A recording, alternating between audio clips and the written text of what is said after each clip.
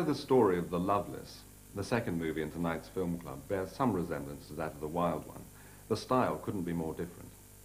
Made in 1981, it was the first feature by two film students at Columbia, Catherine Bigelow and Monty Montgomery.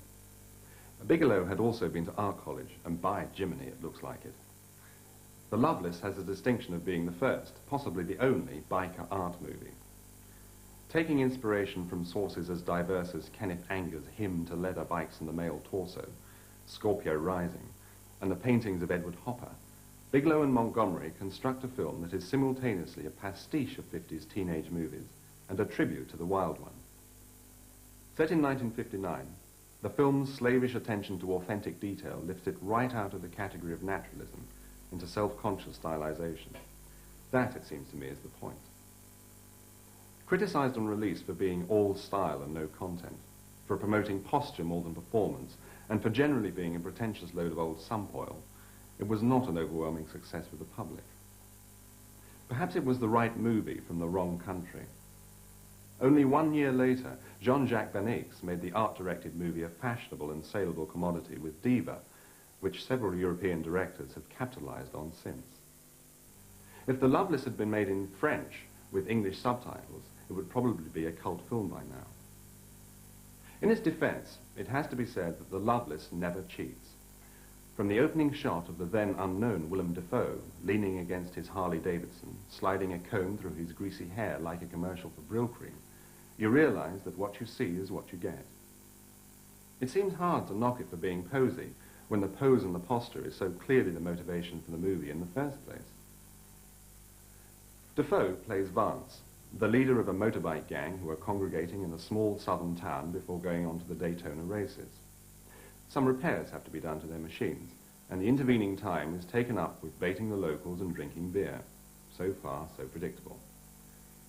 While they're waiting at the garage, a red sports car driven by a very young girl, Telena, arrives, and Vance drives off with her.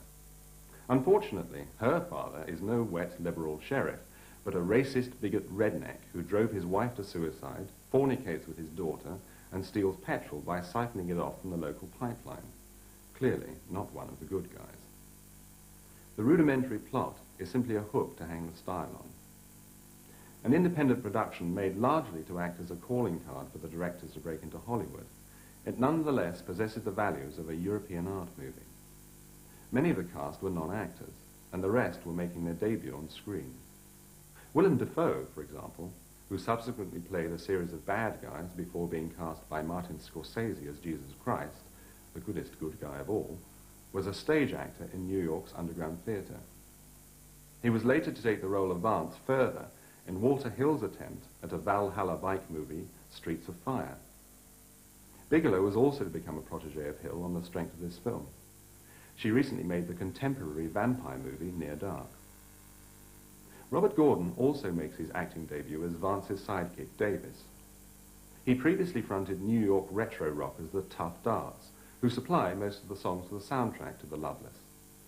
Rooted in 50s music, Gordon's own personal image, greased flat-top haircut, permanent sneer, is ideally suited to the filmmaker's concept.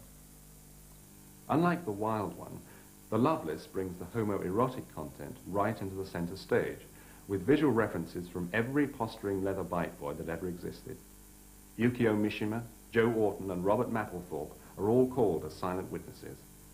Lingering shots of tattooed biceps framed against shining chrome are interspersed with the action outside. And Marion Cantner, as Telena, with her waif-like face, slim hips, and cropped hair, is presented to look as much like a boy as possible.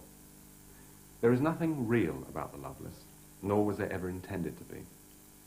In contrast with Brando's Johnny, Dafoe's Vance comes across like an existential philosopher, waxing lyrical about the state of machine-age outlawry against an almost uninterrupted stream of rockabilly and doo-wop songs. His closing comment, "Every one of us, dollar chips in one big floating crap game," shows a degree of self-awareness and verbal dexterity not normally associated with leather-clad bikers, who are prone to monosyllables. Genet would have loved it.